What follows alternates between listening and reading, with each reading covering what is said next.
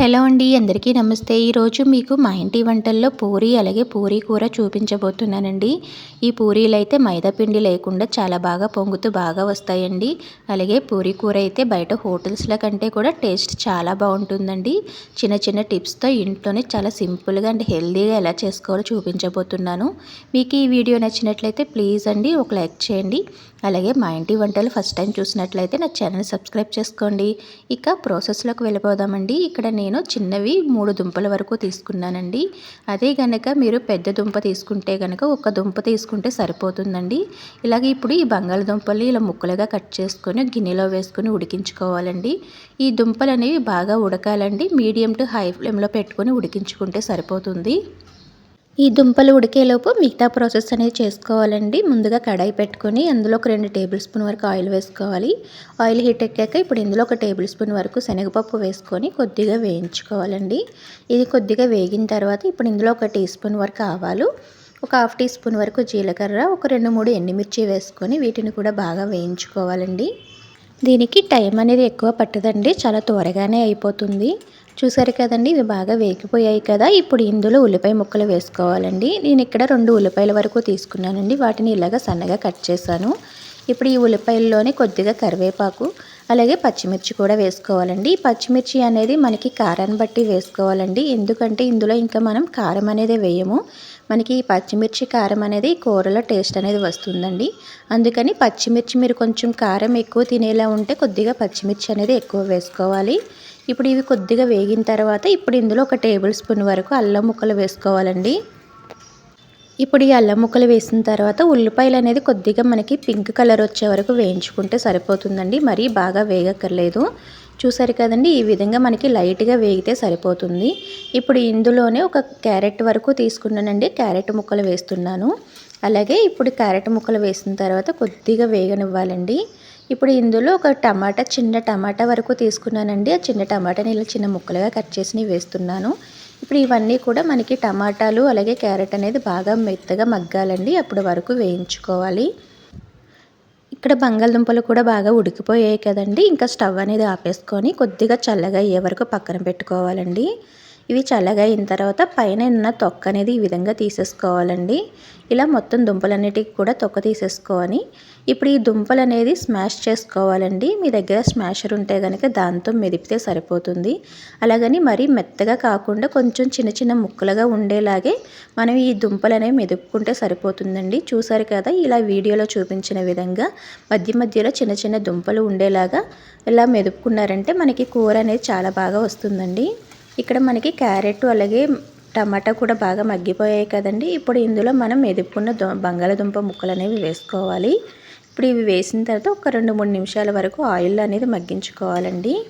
ఈ విధంగా మనం దుంపలు అనేది ముక్కలుగా కట్ చేయకుండా ఇలా స్మాష్లా చేసుకుంటే కనుక గ్రేవీ అనేది కొంచెం చిక్కగా వస్తుందండి. అలాగే టేస్ట్ కూడా చాలా బాగుంటుంది. ఇప్పుడు ఇందులోనే రుచికి సరిపడా ఉప్పు అనేది వేసుకోవాలండి. అలాగే ఒక పావు టీ స్పూన్ వరకు పసుపు వేసుకొని మొత్తం కూడా బాగా కలుపుకొని ఒక 5 నిమిషాల వరకు మగ్గించుకోవాలండి.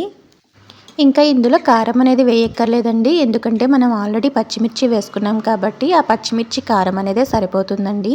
ఇప్పుడు ఈ బంగాళదుంపలు బాగా మగ్గిపోయాయి కదండి. ఇప్పుడు ఇందులో నీళ్ళు అనేది వేసుకోవాలి. ఇక్కడ నేను 2 గ్లాసుల వరకు నీళ్ళు అనేది వేస్తున్నానండి. ఈ నీళ్ళు వేసుకున్న తర్వాత ఫ్లేమ్ అనేది కొంచెం మీడియం టు హై ఫ్లేమ్లో పెట్టుకొని ఒక 2-3 నిమిషాల వరకు మరిగించుకుంటే సరిపోతుందండి. ఎందుకంటే మనకి ఆల్రెడీ బంగాళదుంపలు బాగా ఉడికిపోయాయి కాబట్టి ఎక్కువ టైం పట్టదండి. ఈ లోపు మనం శనగపిండి అనేది కలుపుకొని పెట్టుకోవాలి. ఇక్కడ నేను 2 టేబుల్ స్పూన్ వరకు శనగపిండి తీసుకున్నానండి. ఇప్పుడు ఇందులో కొద్దిగా నీళ్ళు అనేది వేసుకొని ఉండలు అనేది లేకుండా బాగా మెత్తగా పేస్ట్ లాగా కలుపుకోవాలండి.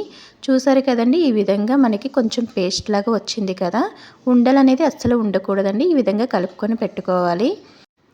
ఇక్కడ ఎసరు కూడా బాగా మరిగిపోయింది కదండి. ఇప్పుడు స్టవ్ అనేది లో ఫ్లేమ్లో పెట్టేసుకోవాలండి. లో ఫ్లేమ్లో పెట్టుకొని శనగపిండి అనేది వేసుకోవాలి. శనగపిండిలో ఉండలు అనేది లేకుండా బాగా కలుపుకోవాలండి. ఇప్పుడు లో ఫ్లేమ్లో ఒక 10 నిమిషాల వరకు ఉడికించుకోవాలండి. లేదంటే శనగపిండి అనేది కొద్దిగా పచ్చివాసన అనేది వస్తుందండి. అందుకని లో ఫ్లేమ్లో ఒక 10 నిమిషాల వరకు ఉడికించుకున్నారంటే కూర అనేది రెడీ అయిపోయినట్టేనండి. చూసారు కదండి, కూర అనేది రెడీ అయిపోయింది. ఈ విధంగా ఉన్నప్పుడే స్టవ్ అనేది ఆపేసుకోవాలండి. ఎందుకంటే కూర అనేది చల్లగా అయిన తర్వాత బాగా దగ్గరగా అయిపోతుందండి. అందుకని ఈ విధంగా ఉన్నప్పుడు ఇంకా స్టవ్ అనేది ఆపేసుకొని దింపేసుకోవాలి. చూసారు కదండి, చాలా టేస్టీగా ఉండే పూరీ కూర రెడీ అయిపోయిందండి. టేస్ట్ అయితే చాలా బాగుంటుందండి. ఖచ్చితంగా ఒకసారి ట్రై చేయండి. ఇప్పుడు పూరీల కోసం అని చెప్పి ఒక బౌల్లో 3 కప్పుల వరకు గోధుమ పిండి తీసుకుంటున్నానండి. ఈ గోధుమ పిండి మనకి క్వాంటిటీ అంటూ ఏమీ లేదండి. ఇక్కడ నేను 3 కప్పుల వరకు తీసుకున్నాను. ఇప్పుడు ఇందులోనే ఒక 2 టేబుల్ స్పూన్ వరకు ఉప్మా రవ్వ వేసుకోవాలండి. ఈ ఉప్మా రవ్వ వేసుకోవడం వల్ల మనకి పూరీలు అనేవి చాలా క్రిస్పీగా వస్తాయండి. చాలా బాగా పొంగుతాయి కూడాను. ఇందులో ఇప్పుడు రుచికి సరిపడ ఉప్పు అనేది వేసుకొని మొత్తం కూడా బాగా కలుపుకోవాలండి. ఇంకా ఇందులో మైదాపిండి ఏమీ అక్కర్లేదండి. మైదాపిండి లేకుండానే గోధుమ పిండితోనే మనం పూరీలు అనేవి చాలా టేస్టీగా చేసుకోవచ్చండి. ఇప్పుడు ఇందులోనే కొద్ది కొద్దిగా నీళ్ళు అనేది వేసుకుంటూ పిండి అనేది కలుపుకోవాలండి. నీళ్ళు అనేది నాకు ఇక్కడైతే ఒక హాఫ్ గ్లాస్ వరకు పట్టాయండి. పిండి అనేది కొంచెం మనకి ముద్ద కొంచెం గట్టిగా రావాలండి. గట్టిగా వచ్చేలాగా కలుపుకోవాలి. అప్పుడే మనకి పూరీలు అనేవి బాగా పొంగుతాయండి. అదే చపాతీలకైతే కొంచెం మనం పల్చగా కలుపుకుంటే సరిపోతుంది. కానీ పూరీలకైతే కొంచెం పిండి అనేది కొద్దిగా గట్టిగానే కలుపుకోవాలండి. చూసారు కదండి, ఈ విధంగా కలుపుకోవాలి. ఇప్పుడు ఇందులో పైన కొద్దిగా ఒక టేబుల్ స్పూన్ వరకు నూనె అనేది వేసుకొని బాగా కలుపుకొని ఒక 10 నిమిషాల వరకు పక్కన పెట్టుకున్నామంటే మనకి పిండి అనేది బాగా సాఫ్ట్గా అయిపోతుందండి. అందుకోసం అని చెప్పి ఒక 10 నిమిషాల వరకు పక్కన పెట్టుకోవాలి. పిండి అనేది కొద్దిగా గట్టిగానే కలుపుకోవాలండి. అప్పుడే మనకి పూరీలు అనేవి పొంగుతూ వస్తాయి. ఇప్పుడు ఈ విధంగా కలుపుకొని మూత పెట్టి ఒక 10 నిమిషాల వరకు పక్కన పెట్టుకోవాలండి. మీకు మా ఇంటి వంటలు నచ్చినట్లయితే ప్లీజ్ అండి ఒక లైక్ చేయండి. అలాగే మా ఇంటి వంటల కోసం నా ఛానల్ సబ్స్క్రైబ్ చేసుకుని సపోర్ట్ చేయండి ప్లీజ్ అండి. చూసారు కదండి, పిండి అనేది చాలా సాఫ్ట్గా అయిపోయింది కదా. ఇంకా ఇప్పుడు చిన్న చిన్న ఉండలుగా తీసుకొని మనం పూరీలు అనేవి ఒత్తుకోవడమేనండి. ఈ పూరీలు కూడా మరీ మనం చపాతీలాగా పలచగా కాకుండా కొద్దిగా మందంగా ఉండేలాగానే ఒత్తుకోవాలండి. అప్పుడే మనకి పూరీలు అనేవి పొంగుతాయి. ఇప్పుడు ఇలా కొద్దిగా పిండి అనేది వేసుకొని కొద్దిగా మందం పాటుగానే మనం పూరీలు అనేవి ఒత్తుకోవాలి. ఇక్కడ నాకు చపాతీ పీట లేదని ఇలా ప్లేట్ మీద చేస్తున్నానండి. ఇలా ప్లేట్ మీద చేసినా కూడా చపాతీలు అనేవి లేదంటే ఇలా పూరీలు అనేవి కూడా బాగా వస్తాయండి. ఇలా పూరీ చేసుకున్న తర్వాత పైన ఉండే ఎక్స్ట్రా పిండి ఏమైనా ఉంటే కనుక ఆ పిండి అనేది దులిపేసుకోవాలండి. ఇలా పిండితో వేసేమంటే మనకి నూనె అనేది పాడైపోతుందండి. ఈ పిండి అంతా కూడా నూనెలో పడి నూనె కలర్ అనేది చేంజ్ అయిపోతుంది. చూసారు కదండి, ఈ విధంగా కొద్దిగా మందంగా ఉండేలాగా పూరీలు అనేవి ఒత్తుకోవాలి. అలాగే పైన ఎక్స్ట్రా పిండి ఏమైనా ఉంటే కూడా పిండి కూడా దులిపేసుకొని ఈ విధంగా పూరీలు అనేది వేసుకోవడమేనండి. ఇలా పూరీ అనేది నూనెలో వేసిన తర్వాత గరిటెతో కిందకి నొక్కుతూ ఉండాలండి. అప్పుడే పూరీలు అనేవి పైకి పొంగుతూ వస్తాయి. ఇలా నొక్కడం వల్ల పూరీ అనేది పొంగుతుందండి. చూసారు కదండి, ఈ విధంగా 2 వైపులు కూడా పూరీలు అనేవి మనం వేయించుకోవడమేనండి.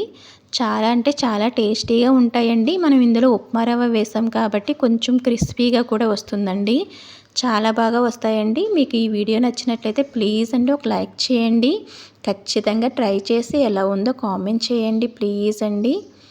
అలాగే ఈ పూరీలు అనేవి నూనె అనేది అస్సలు పీల్చుకోదండి. మీరు ఎంత నూనె వేసారో అంత నూనె అలాగే ఉంటుంది.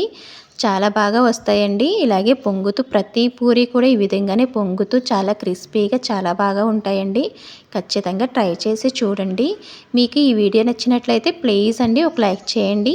అలాగే మా ఇంటి వంటల కోసం నా ఛానల్ సబ్స్క్రైబ్ చేసుకోండి ప్లీజ్ అండి. థ్యాంక్ యూ అండి. Thank you for watching.